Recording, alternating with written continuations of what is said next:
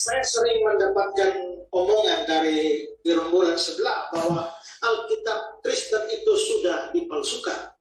Nah, untuk mereka yang selalu mengatakan demikian, saya ingin mengajukan beberapa pertanyaan. Pertama adalah siapa yang memalsukannya? Kedua, di mana dipalsukan? Ketiga, kapan memalsukannya? Keempat, apakah ada saksi-saksi yang menyaksikan pemalsuan itu? Kalau ada, siapa-siapa? Lalu yang kelima, apa bukti-bukti dari pemalsuan itu? Dan yang keenam adalah di mana yang asli? Karena kalau yang ada sekarang ini dianggap palsu, berarti harus bisa menunjukkan yang asli. Kalau kamu tidak bisa menunjukkan yang asli, mana tahu dari mana ini palsu? Jadi silakan jawab pertanyaan itu. Semuanya, jangan hanya jawab satu. Kalau tidak, maka berhentilah bikin hoax.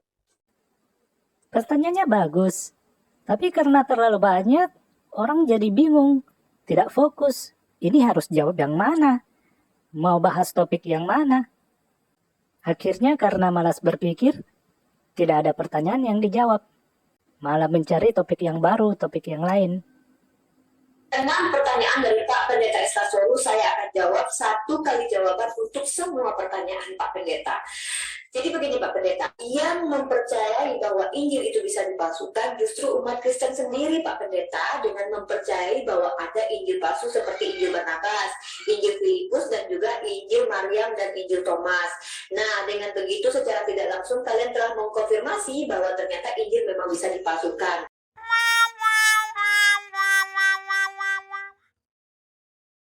Karena itu biasanya saya memilih 1 pertanyaan saja dibanding harus bertanya semuanya.